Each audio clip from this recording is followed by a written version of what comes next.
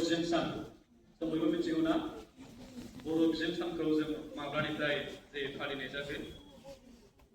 जेब्लानाखि जोंना 1963 1963 मायथाइनि 18 मे दिनैनि बे 10 मे खालारावनो बर' रावजों गिबिसिनथारै गुदि फरायसालि माने एलपि स्कुलावहाय सोलोंथाइखौ जे जागायजेनदोंमोन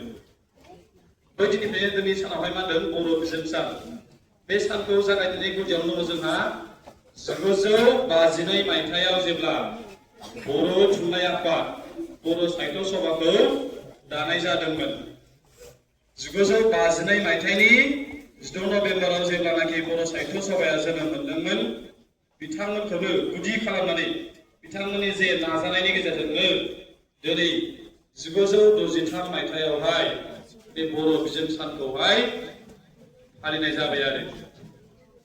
बै समनि जोंनि जे लेखा गोरों बिथांमोन हमना जोंहा कटन कलेजाव फरायनाय गोबांथार जोंनि गेजेराव बर' माहारिनि गेजेराव माखासे लेखा गोरोंफोर दंमोन जेरै नोङो हमना लादो सतिश चन्द्र बसुमतारीमोन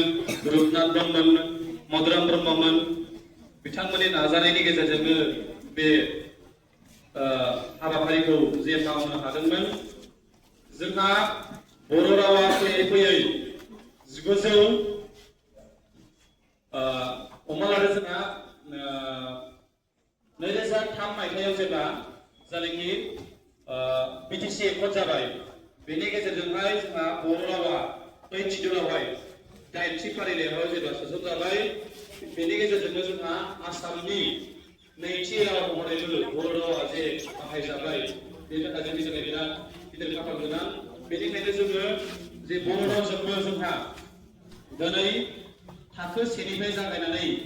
10 थाखोसिम आरो बेनिफ्राय जोंहा दा हायार सेकेन्डारि लेभेलावबो बर' रावजों जोंहा सोलोंथाइ लानो हानाय जाबाय आरो बेजों लोगोसेबो जोंहा बर' रावजोंबो MA थाखोसिम जोंहा फरायनो हाबाय आरो बेजों लोगोसेनो आरोबाव जोंहा भारतनि जे जौसिन थाखोनि जे आनजाद बे आनजादा जाबाय UPSC इउनियन पाब्लिक सार्भिस कमिसनावबो बर'जों मोनसे जोंहा साबजेक्ट लानो हायो आरो बेहायबो जोंहा बर' रावजों जोङो लिरनो हानायनि जे खाबु बेखौ मोननो हानाय जाबाय आरो